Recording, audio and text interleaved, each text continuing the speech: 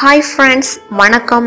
தொப்பையை குறைக்க தினமும் 3 நிமிஷம் இதை செஞ்சா போதும். உடல் எடை குறைப்பு குறித்து பலரும் பலவாரா முயற்சி எடுத்து கொண்டிருக்கீங்க. அதீத உடல் எடையினால ஏற்படுகிற உடலியல் மாற்றங்கள், நோய் பாதிப்புகள் குறித்தெல்லாம் நிறைய பேசப்படுவதால மக்கள் மத்தியில தொப்பை மற்றும் உடல் எடை குறைத்த ஒரு பயம் வந்திருக்கு.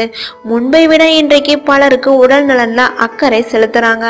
உடல் எடையை குறைக்க வேண்டும், ஆனா அதற்கு என்ன செய்ய வேண்டும் என்று தெரியவில்லை என்பவர்களுக்காகத்தான் இந்த வீடியோ. கலோரியை குறைக்க பல முயற்சிகள் முன்னெடுக்கப்படுது.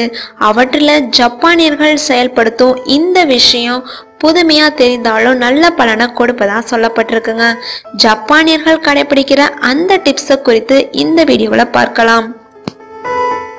ஜப்பானை சேர்ந்த நடிகர் மிக்கி ரியோஸ்கி என்பவர் தான் இதனை கண்டுபிடித்திருக்காரு. இதன் மூலம் தான் 13 கிலோ எடை வரை குறைத்ததா சொல்லியிருக்காங்க. முதுகு வலிக்காக மருத்துவரிடம் சென்ற போது அவர் இந்த மூச்சு பயிற்சியை சொல்லி கொடுக்க அது உடல் எடையை குறைக்கவும் உதவுகிறது என்பதை பின்னர் தான் உணர்ந்திருக்காரு மிக்கி. ஒரு நாளைக்கு 2 முதல் 3 நிமிடங்கள் வரை செய்தாலே போதுமானது. இதற்கு லாங் பிரீத்திங் டயட் என்று பெயர். நேராக நிமிர்ந்து நின்று கொள்ளுங்க.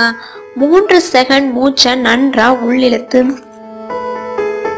7 வினாடிகளா அதனை வெளியே விடுங்க. அப்படியே 2 நிமிடங்கள் முதல் 3 நிமிடம் வரை செய்ய வேணும்.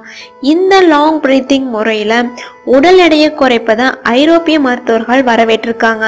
அதற்கு மருத்துவ ரீதியா ஒரு காரணத்தையும் முன்வைத்திருக்காங்க.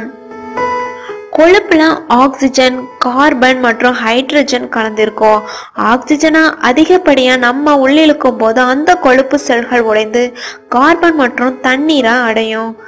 இதனால அதிக ஆக்சிஜன் உள்ளிழுக்கும் போது அது நம்ம உடல்ல இருக்கக்கூடிய கொழுப்பு செல்களை கரைக்க உதவிடும். அத்தோட இந்த பயிற்சி தொடர்ந்து செய்வதனால தசைகளுக்கும் வலுவூட்டும், செரிமானத்திற்கும் பயன்படும்.